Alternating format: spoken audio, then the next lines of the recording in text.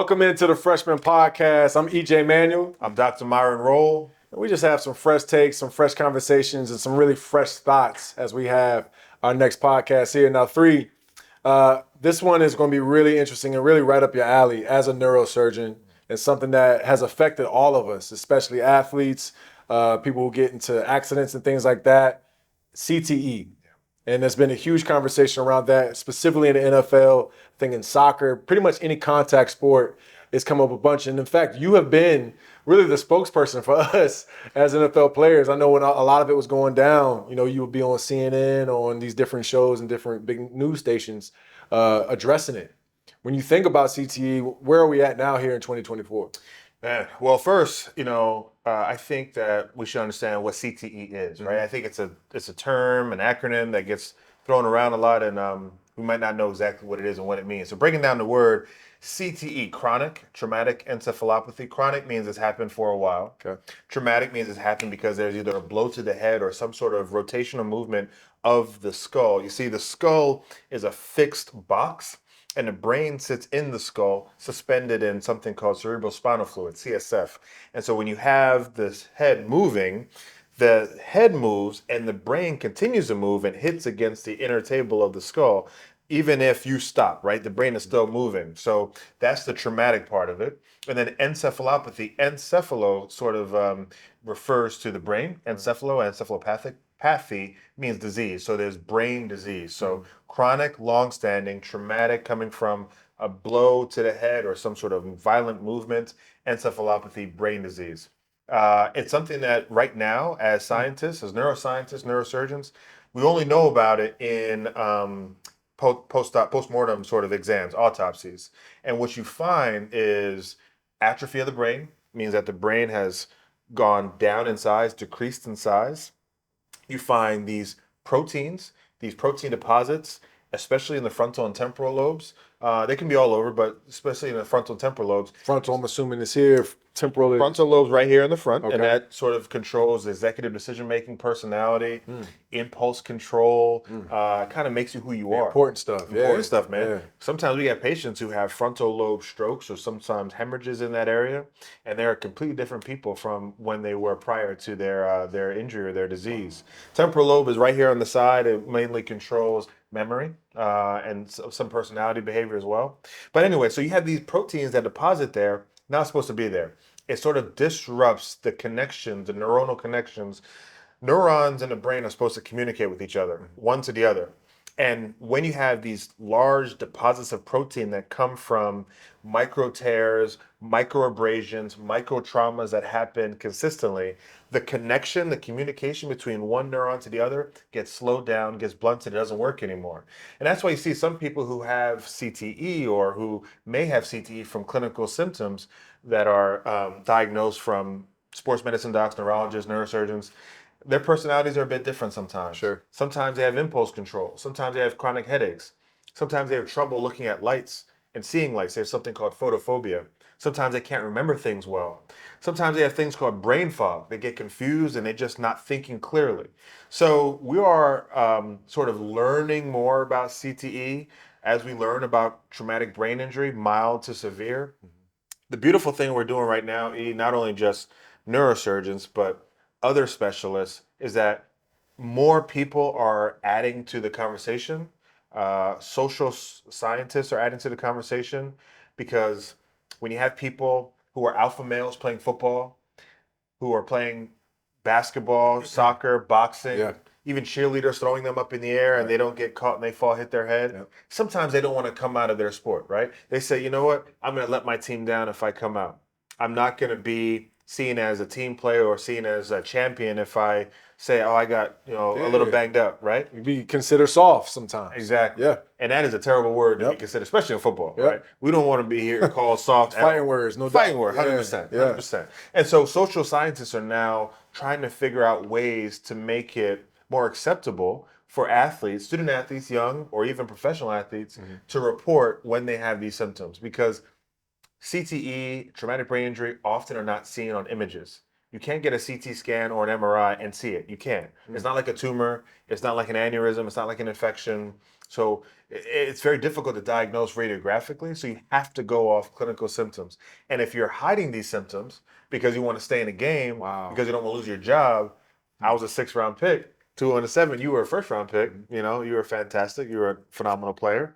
For me, bro, I'm like, if I was in that position, I was like, man, I don't want to come out, Yeah, right? yeah. Because if I'm like 2nd-string safety, or I'm starting on kickoff team, man, if I don't make this play, or if I don't play this week, Somebody else gets the opportunity. Yep. And so there's a lot of conversation going into it, not just with scientists, but also the other aspects of this discussion. And I think it's getting better. We're moving towards a place where we know it more, we're more sensitive to it, and we're not admonishing players for leaving the game early or retiring early. Because I'm sure you've seen some players who have left the game early Absolutely. for that reason, right? Absolutely, absolutely. And the other part that's interesting is the way that we see, brain injury, because I've had one specific concussion, and it was in college. The reason I felt like it was okay, this was actually a concussion, is because I can remember like blacking out, like to where I went limp.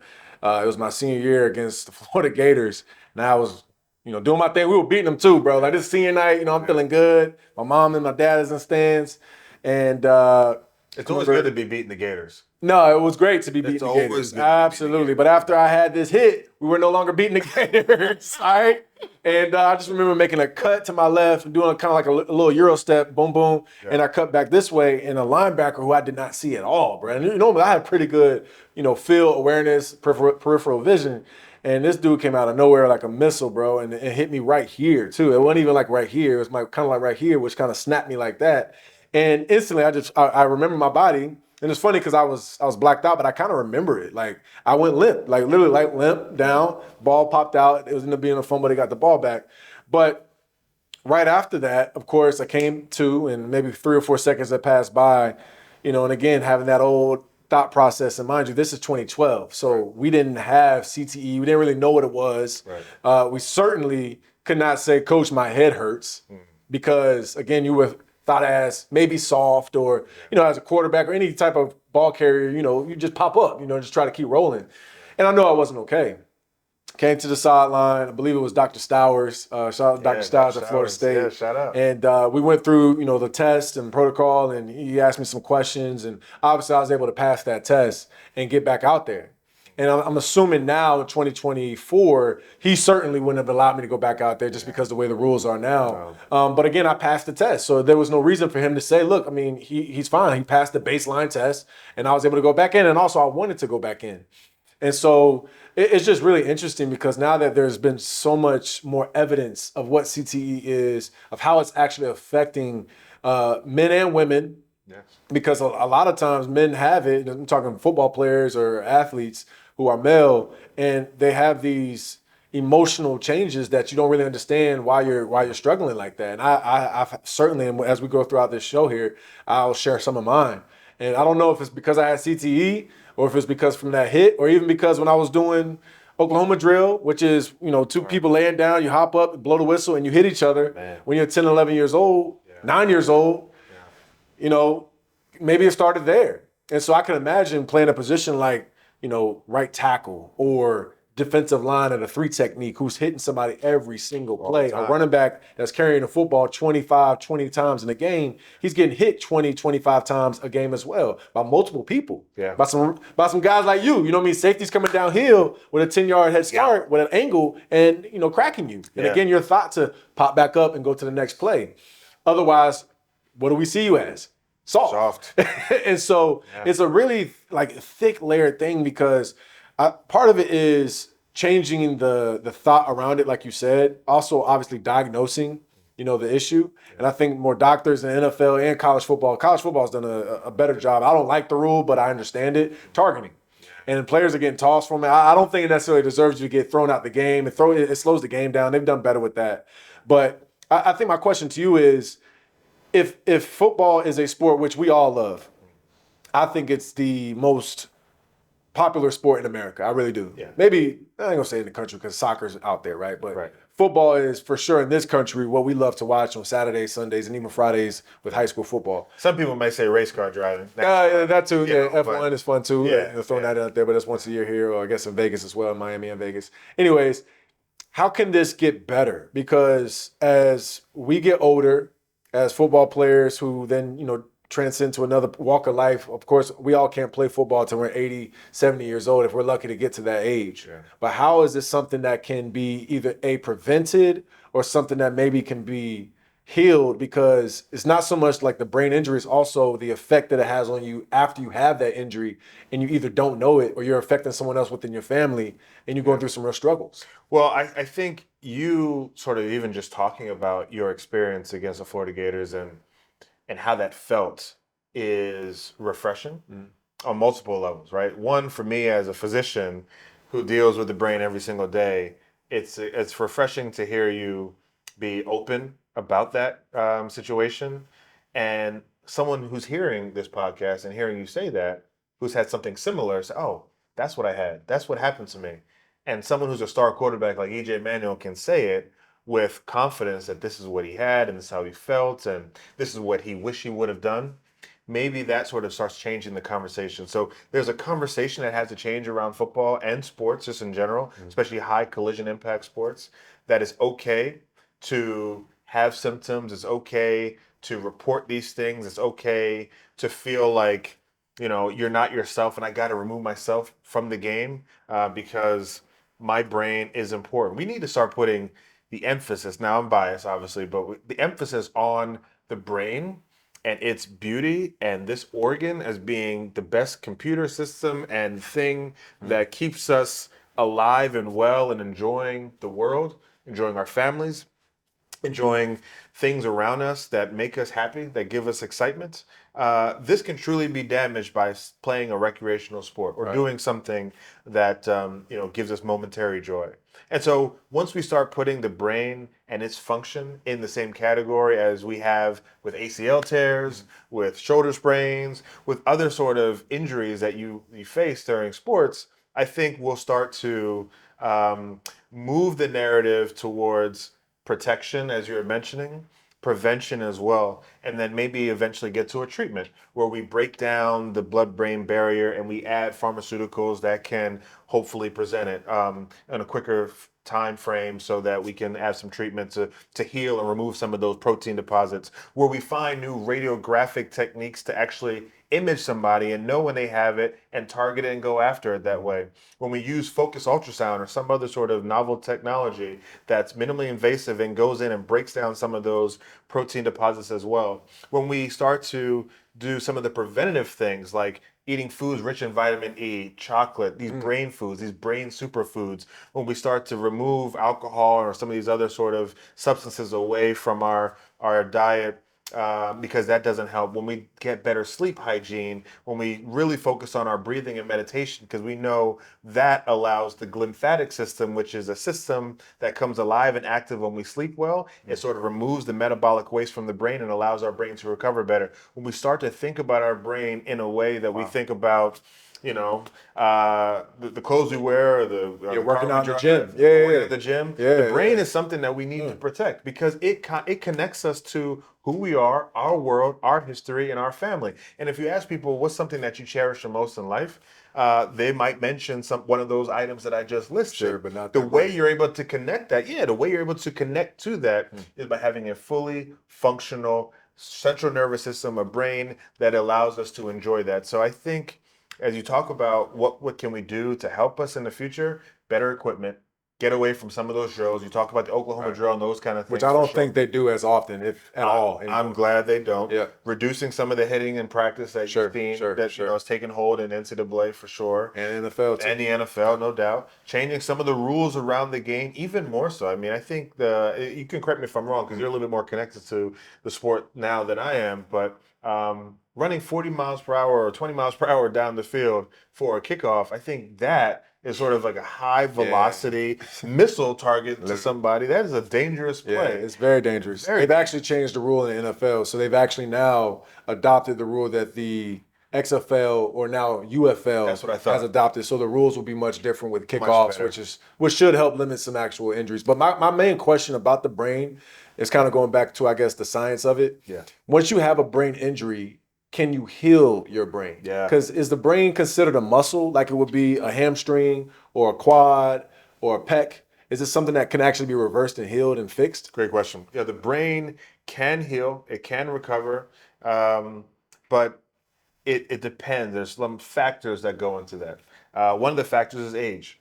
Younger people heal much better because they have something called neuroplasticity, meaning that And when you say younger, what age group we talking? Teens, 20s, 30s, or? yeah, teens into your 20s, 30s, yeah, those even younger. I mean, young kids have a lot of cell turnover and a lot of healthy tissue that allows for recovery to be better done, right? So with neuroplasticity, what I mean by that, you have an injury to the brain, let's say a couple cells die. These cells were performing a specific function in the brain. The cells that are near that group of cells that aren't working anymore, the cells that neighbor those cells that aren't working anymore, can say to itself, okay, this cell to the left of me is not working. It used to help with speech. So what I'm going to do is I'm going to take on that role. I'm going to learn that role of speech, and I'm going to help my brain rewire itself. So now speech is going to be taken on by the cells that were adjacent to the cells that were injured or diseased. So that's what neuroplasticity is essentially. It's sort of like reformatting and rewiring the brain. You do it better when you have a younger brain. You have a healthy brain at baseline.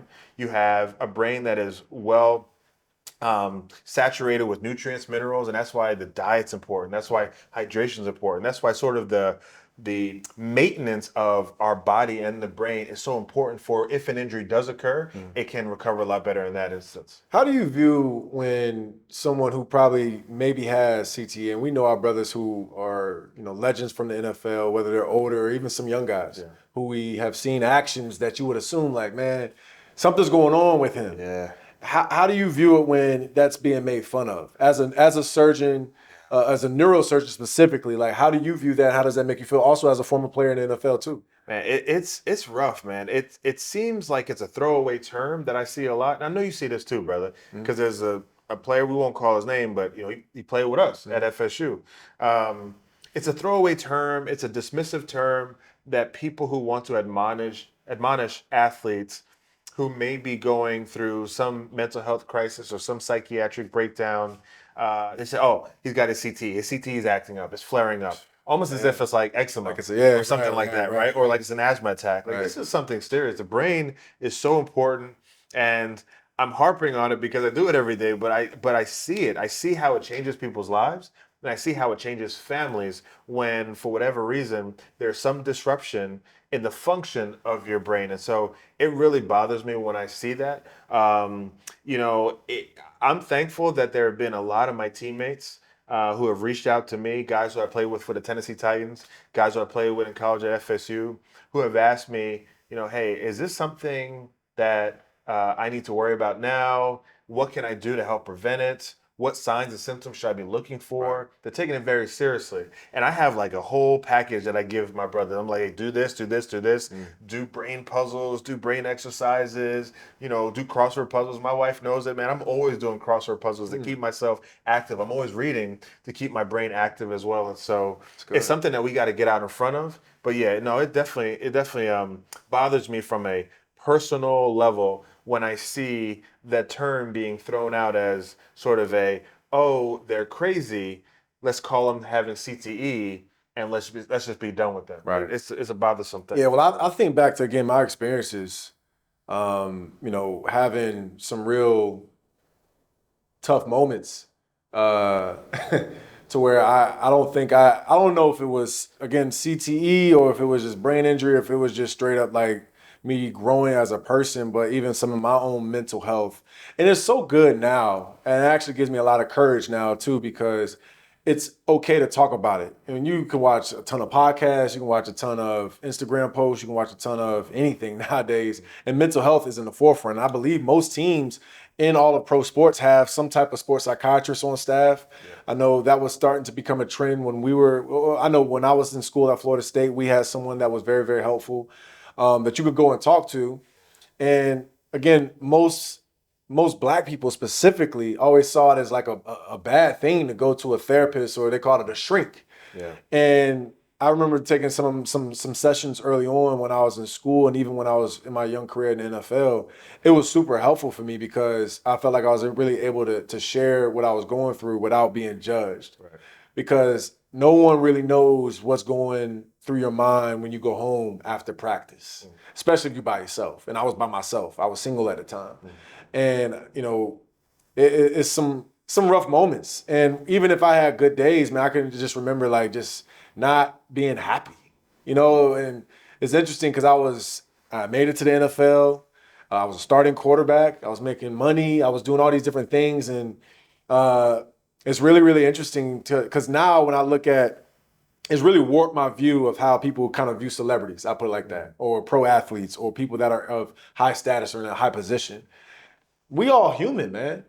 And one thing that is important about it is everyone is struggling with something. Yeah. And most people are just very, very good at hiding it. And at that time, I was very good at hiding it. And I was going through some real, real struggles, man, whether it was with relationships or whether it was with trusting people. I had situations going on with an agent I had that, I had trusted in him, and then these things happened, and I just didn't understand why people weren't really having my back like they kind of had my back when I was in high school or when I was in college. Again, that's the other part that's interesting too, is like in college, you still kind of have somewhat of a structure as far as like a guardian type of structure. It's either your head coach or your position coach, somebody that still is kind of watching over you, like, man, you good, you all right? Like they can kind of pay attention to you enough because you're still a child. You know what I mean? You're 18 through 21 years old, 22 years old. I still consider that a young person. Yeah, for sure. You're not fully developed. And I just remember again when I was in my early years in Buffalo, man, I had some real struggles with mental health. And so I can't say that it was from CTE or from some brain injury, but I just feel like so many of my other teammates were also going through it too. Yeah. And it's just really interesting, man, because I think now we're in a space in 2024, and as we move forward in the future, where athletes can actually cry out for real help. Because at that time I did need help, seriously. Like I would say I was clinically depressed through most of my career there. And whether it was because things didn't work out how I wanted them to, with not getting the starting position my second year, getting benched after 4 games when we were 2-2, all these different things. And even after I retired, man, because I chose to do TV. I chose to go off and do TV and radio. I was on the Chiefs at the time. I was battling for a backup job, but I had a job. I was in the NFL again. There was a team that won a Super Bowl in 2019. And so as I still transitioned into TV, I'm happy with what I'm doing. But there were nights where you could even ask my wife, where I could say, man, I'm sitting there watching this Netflix special called Quarterback. And I'm just like, dang, I'm getting juiced up because I'm feeling that energy, because I remember being in that spot. Like I was with Pat for 3 or 4 months until I said, hey, I'm gonna go off and do TV, this whole thing. And I can remember sitting there being like upset, looking at myself like, dang, did I shut it down too soon? But at the end of the day, I had to learn like, yo, this is my track. You know what I mean? My calling at that time was to go off and do something else. Like maybe if I was still playing, who knows, I might be hurt worse. I have some knee injuries and all that, but maybe I don't meet my wife. Maybe I don't have my children that I have now. Maybe I'm not even living where I live right now. Maybe I'm not experiencing the same peace that I have right now. And I just feel like all that is kind of encompassing with mental health. And that's why I think the CTE, as you talk about the brain, is so, so important for us to really be conscious of. I remember us having those conversations when you were some dark times, man. And sort of having those issues, those internal conflicts. And I think the fact that you and I are as close as we are, it gave you an opportunity to speak, sort of frankly and openly to me about that. And I think it's important to be able to pour into people you trust, people you love, people who you respect, for guidance, for assistance, for that buttressed support that you need in that particular moment. But there is one question I want to ask you because, being an NFL player, the one thing that I hear often from fans, spectators, who don't know what you have gone through and what you've been through and the stressors and the challenges that you have, it's, if you give me his money, if you give me his status as a starting quarterback for the Buffalo Bills, first round pick, then I'll be fine. Everything will be fine, right? Like, just he's got a bunch of money. Why is he complaining? He shouldn't be complaining. He's got everything he needs. What's your response to that kind of remark when it relates to, as you just mentioned, we're all human, we're all going through these things. I'm having the same challenges that you're having. What's your response to something like Yeah, that? well, the biggest thing that I've realized is everyone's experience is different. Yeah. So I have teammates who maybe didn't necessarily have the mental health struggles or even the career struggles within their NFL career. They might have had 12-year careers and they were all pro 10 of those years. They were winning championships. They were doing all these great things. But I know one thing that is uniform is that literally everybody struggles with something, whether it's an injury, whether it's actual a mental thing. But the way I would answer that is, for one, more money, more problems. First off, that is a real that is a fact. I know that comes from Big Papa, but like that is a fact. It's a song and it's a fact. And it's a thing. Sure. Because it really warps not so much your mind, because you don't change at all, right? Like, and I don't believe you should change. Some people do change. Some people get into fame or fortune, all these different things, and they start acting funny and all that kind of stuff. But a lot of times it's the people that are kind of around you that start treating you different. You know what I mean? Or looking at you a certain way or expecting you to do something, and it's like, yo, like, I know you since fourth grade, fam. Like, why all of a sudden are you talking to me differently or you addressing me differently? Hey, man, like, dog, what's good, bro? Like, what's going on? How you doing? How you been? And so, of course, your mind and your life does change in a lens where you become more open to new things. You start traveling the world a little bit. Your experiences are different. I will say that. That's for sure. But I don't think it, evades you from any type of harsh negativity or even, being in that spotlight, man. You go on your Twitter or your Instagram, and again, back at this time, this is 2013, 2014, I used to read that stuff. I was 22, 23 years old. So again, and it was new at that time too. So there was no way to turn off comments and there was no way to kind of filter what someone had to say about you. It's hard not to read. Absolutely, and especially at that time when you're young and impressionable. And that whole following, I got all these followers, that wasn't really a thing yet. Like it wasn't as important as I feel like it is now to some people. And so back then I would read some of it and some of it was good, but then it'd be one or two comments that were just like, dang. And subconsciously you start to kind of read that stuff and like, dang, is this what people think about me? You kind of start whispering, you have those little quiet voices in your head, like, dang, but you start getting like a little self-conscious, conscious, like, oh, I did miss that throw though. You're right. Yeah. Maybe this guy is right. Yeah. And then it's that, whether it's a average Joe, whoever at home, you still read it and you still take it to heart. And so I always try to tell guys who I come into contact now that are athletes, like, look, man, like all you can control is what you can control. And that's true. Like that is a genuine fact. And I also think the biggest thing that you cannot let be shaken is your confidence. Yeah. Because as an athlete, as a neurosurgeon, as a teacher, as a father, as a mother, as a hairstylist, if you don't have confidence in your craft, you're basically no good to anybody. Yeah.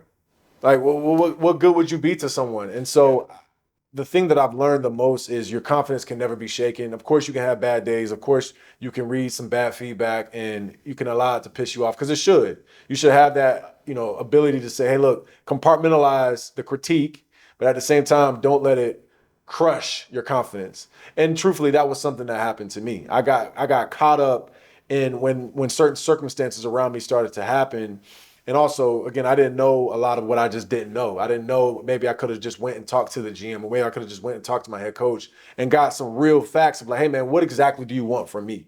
How can I appease this situation so this doesn't happen again? I didn't do that. But again, I didn't know I had the power to do that as a professional. And so you only learn what you kind of go through. But the big fact is your confidence can never be shaken. And whether that's you talking to a therapist once a week, whether that's you talking to a brother and getting it off your chest and not holding it in, because when you hold it in, man, it just continues to fester and fester and fester.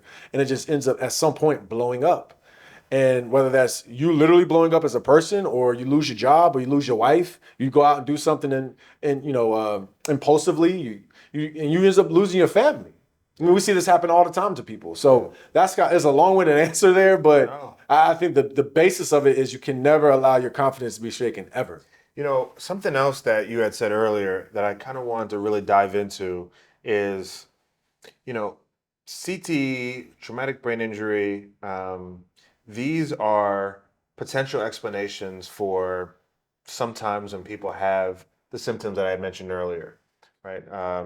Amnesia, photophobia, headaches, whatever the case may be. But then there's also the confounding factor that leaving the NFL and transitioning, just let's call it civilian life, Sure. is a heavy change and shift for anybody, regardless if you've had concussions in your life while you played, or you were knocked out, or whatever the case may be. You were getting a lot of blows, or whatever the case may be. You go from millions of dollars or thousands of dollars. You go from, playing a sport you've played your entire life. You go from having people at your beck and call if you need it. You Sure. got to go to the trainers. Yep. You got to Yep. go to, Yep. you get somebody to tape your knee. Take care or of all whatever, your take care of all insurance. If you your have to stuff. get surgery, you get it the next day. Everything you want, Absolutely. right? Your life is Yep. basically sort of taken care of in a lot of ways. You go around town and people recognize you, who you are. You get sort of free meals if you want. You get free access to different things if you want. You're sort of like the man, right? Like you got it, right? So you leave that life and then you move into quote unquote civilian life where that's no longer there. You don't have that support. Yeah. You don't have the 85,000, 90,000 fans. You Cheering don't have the for you, interviews yeah. happening anymore. That's a tough transition for people. And so I think sometimes it's an easy self-diagnosis to say, this is CTE, the reason why I'm acting this way. Or it could be a response to a change of environment Right. But and a change in life that you're uncomfortable with. And now relationships are different. You don't have the same money you used to have. Yep. Those people who acted different when you had money aren't around anymore. And so things sort of change and you're like, man, what's going on? How do I sort of come to know my purpose of who I am once I left this sport? And that's a very, very tough thing for people to have. It Now is. for you, who has a strong family, who has a Christian faith background, who's very smart, who has great friendships around you. You still had to go through it, but it was maybe a little bit sort of softened. I wouldn't say softened, but it was sort of supported Sure. a little bit Sure. because of that. For me, same thing. I think we talked about, before how going from the NFL to medicine, there were moments of lamentation, moments of distress that I had, even though I knew I had another route to take with medicine. And so I didn't look at that as being, oh man, me being depressed right now or me feeling this way is from the head hits that I did when I was coming down, in the box, Right. and trying to fill the A gap and take on. Because that was your job too. And if you didn't do your job, coaches Listen, would come down on you. That's what I Absolutely. had to do. Yeah. And I was going head first at him. He was going head first at me. And bigger man, better man. Old man wins. Yeah. What time it was, right? Yes, sir. And so, and then we talked about it before, right? I was trying to cause concussions. Now I'm trying to heal concussions by being a absolutely. brain surgeon. But, I looked at that sort of transition, and we'll talk about this maybe at a future date, but I looked at that transition as being difficult because a lifestyle had changed. Right. Not so much my brain morphology or my brain function had changed. Nevertheless, I still believe the brain is obviously uber important and does sort of trigger a lot of things that happen to us in life or how we take things. But I think it's important to sort of create that sort of line of who we are once we've done playing, to who we become. But again, if you do, for all the players out there, for all the athletes, if you do see yourself coming into these moments where you're having these symptoms over and over and over again, certainly be checked out, be tested, go see a provider, a professional provider, and try to work through some ways, cognitive behavioral therapy or other sort of therapeutic modalities to make sure that you are living a functional life and a life that still gives you that joy and you can be productive, whether it be through working, creating a family, or just doing the things that give you happy. I'll touch on that, man, because when I transitioned from being a player to going into broadcasting, I was very, very fortunate, very, very blessed, very, very lucky, truthfully, because a lot of times when you land these opportunities, the same way you were a neurosurgeon, sure, you had to work your way to it. Yeah. There was probably a lot of different things that also could have derailed that track for you 100%. To now where you are as a professional. The way where I say I was blessed is I had people in my life who kind of like guided me into this profession now. And so one of them was Terrell Buckley, T-Buck. T-Buck. Back when I was a freshman, I had changed my major from biomedical engineering, which was very, like high achieving. Like I was like asking for a lot right there. Then I took Chem 1, like I said, that freshman year. I was like, I don't think I can do this, you know what I mean? And be really good at football. And T-Buck was like, well, why don't you look into the journalism school, the broadcasting school here at Florida State is really good. And I was like, all right, you know what? I don't really know much about that. He was like, yeah, when most quarterbacks finish playing ball, man, they go in to do TV. And then I thought about it. I started watching the games on Sundays. Most of those guys on the set were quarterbacks. Right. And so I ended up getting into the school of media and communications. That's where I got my degree from Florida State. And so that has already been something in my back pocket as I went throughout my time in the NFL. Coming to my sixth season, unfortunately, I get cut right before the 53-man roster is made when I was with the Oakland Raiders. And I go back to LA, I'm training, staying in shape, do a couple workouts, but just didn't get picked up. Those teams kept guys who were already on their rosters. And so my financial advisor, who I now really consider my brother, like family, Humble Lukanga, was the one that was like, yo, I want you to take a meeting with a talent agency here in LA. Again, I was already there. I was like, what's a talent agency? And he's like, oh, I want you to be the next potential Kirk Herbstreit, being on TV, talking about football. And I was like, yeah, but I still want to keep playing. I think at this time I was like 28. I was trying to keep my career going. I wanted to get like 10 or 11 years in and then move on to something else and then do TV. And he was like, yo, just do it. Just hear him out. And so I go to the meeting. They tell me about ACC Network launching later that summer. But I wanted to create two options for myself. So I still did get signed that February of 2019 by the Kansas City Chiefs. But I also did two auditions for ACC Network. So then I can create options. And so again, my transition was very smooth because I was able to go from one career and then I had the choice to technically stop that career and go into another one. I straight up had to tell Coach Andy Reid, hey, I'm gonna move on and go do TV. He was like, what, you about to do an interview? I was like, nah, Coach, like I'm about to go back home. You know what I mean? Like, and move on to another career. And now again, hindsight, looking on it, man, I'd have had a couple Super Bowl rings. Who knows what would have taken place? But again, I'm at peace. And so I say that to say, one, I know I didn't burn any bridges, but two, I didn't have that ego. I listened. Right. You know what I mean? I took that advice. And I think that's so important because you're never going to, maybe you can correct me if I'm wrong. I can't think of another job that you can go out every week, play in front of 90,000 people, maybe another 9 million at home, get cheered for, get booed, whatever it is, but the heightened emotions in that arena, there's nothing like that. Up and down. Bro, there is nothing like that. That pressure is something that we end up loving. Seriously, like loving it. When I did stop playing, I was trying to find other things in life to kind of give me that same kind of vibe. And it really, I can't match that. You know what I mean? Outside of like having my own kids you can come over to the brain surgery. Yeah, I'm sure there's a whole lot of pressure there. Absolutely. No. I'm good where I'm at. I'm gonna stay in the TV set. No question. I'll let you handle that. You gotta have a steady hand for that one. But in all seriousness, I completely understand when my brothers who don't play anymore, they try to get into something else and they don't really know what to do. Because it's hard to match that kind of gratification. Because it's not just the gratification from a fan, it's also your own gratification from your teammate patting you on the butt, saying, hey, man, good job. That stuff feel good, man. No doubt. Or going back and watching the tape and seeing something that you did well, something that you've been talking about for 4 or 5 days, and you get out there, you see the look, and you rip it, and you hit it for a touchdown. Bro, I can get goosebumps right now thinking about that. And so it's a really interesting space to be in. That's why I think, one, the brain is super important with CTE, but I think mental health is everything. And I think the more that we can try to warp this feeling of softness or, sensitivity and all that kind of stuff, I think it's going to be better for all of us, not just us as football players, us as athletes. I think for all humankind, I think we're getting into a better place. But it's also, and I ask you this real quick too, because I know we need to move on, but like, how do we try to bridge the gap between soft and actually really asking for help? Because I think that's the tough spot for a lot of people, not just men, but women too, especially athletes who all struggle with that feeling of, well, I don't want to sound less than because of this or that, but when they're really struggling with something.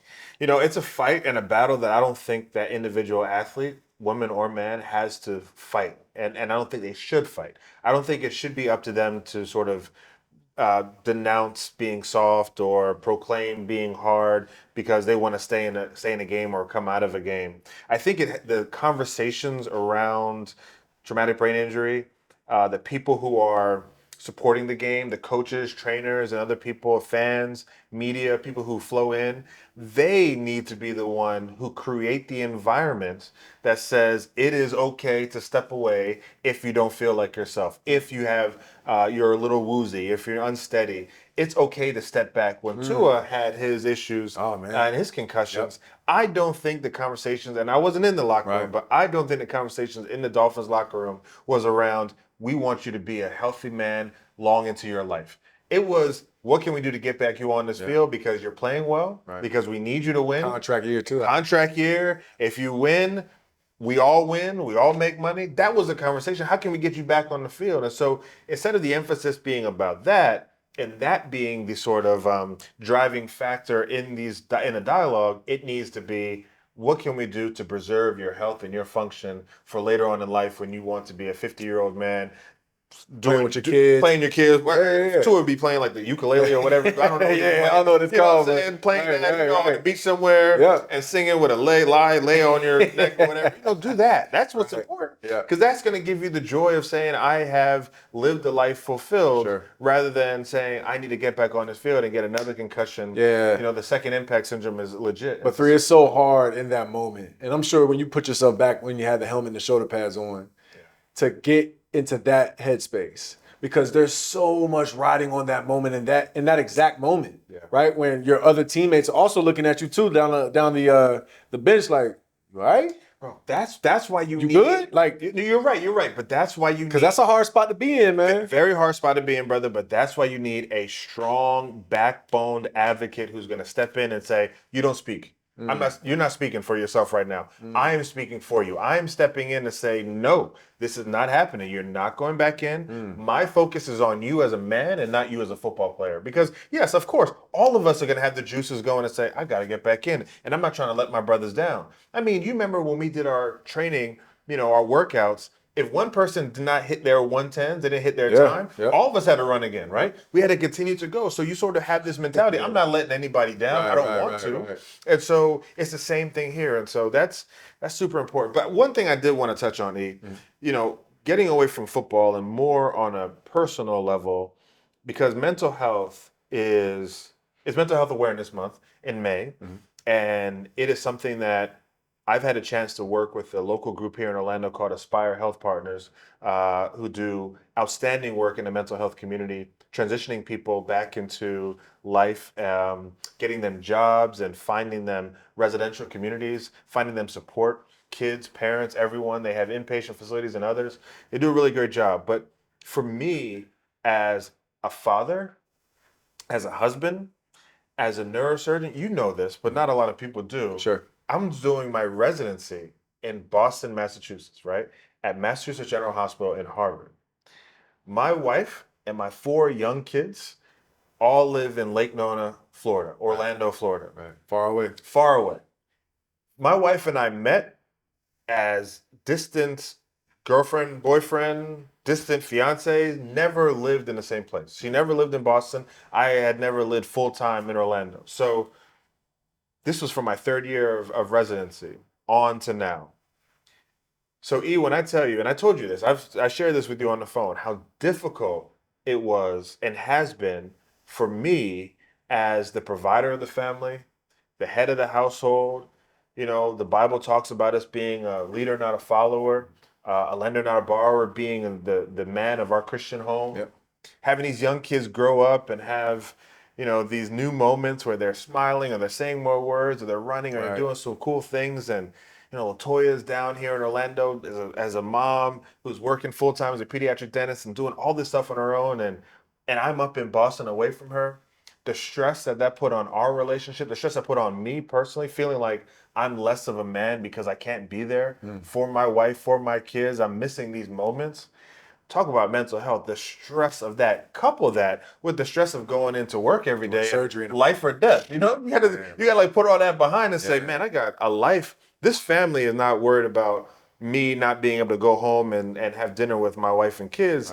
They want to be saved, and that's what their focus is on. So when you think about mental health, it comes, as you mentioned, we all have things we deal with, and it comes in all different shapes and sizes. And that has been a very, very arduous journey for me. My wife says I do a great job of sort of, suppressing it and compartmentalizing it and getting through what we got to get through. But I've told her sometimes, I've broken down on the phone with her and my parents and my brothers, like, man, it's been tough to deal with. This feels like the weight and the burden. I feel like I'm sometimes less of a husband or less of a father because I cannot be there as I want to be or as other people are for their wife and kids. And it was stressful. How do we get through it?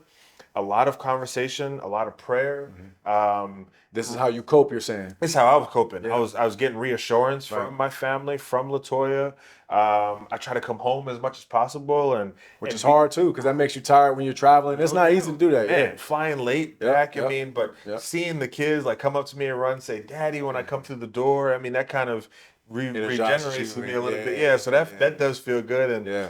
And then when the kids started, when the kids started knowing that Daddy was leaving, they're Daddy, you're going to do surgery up in Boston. I'm like, oh, they know it now. Right, You know, right, before it was just like, oh, he's gone, and then he'll be back. And Right. they didn't really. It probably felt like this to them, but the time now they're difference like, didn't yeah, he matter, gone. Yeah. You know, but yeah. but so you know, when you think about mental health, man, we all have to deal with these different things. And for me, that's good, been a man. personal, arduous journey that you know of because I've explained it to you, Right. and it's something that I don't take for granted. And you know, my family, especially my wife, I keep bringing her up, but she keeps telling me how one proud of me that she is, and also how honored she feels that I made that sacrifice to be up there, train, be the best brain surgeon I could be, and then bring it all home Right. when it's time to come home. And it's time to come home in a couple weeks. And Yeah, that's yeah. very Amen, exciting, man. brother. I'm Well, very excited to be back. for one, I already know I'm super proud of you. I always tell you Oh, that. man. Thank you. Because that's a real commitment. But also, I think the interesting part too is, as you were saying, that to whom much is given, much is required. Yeah.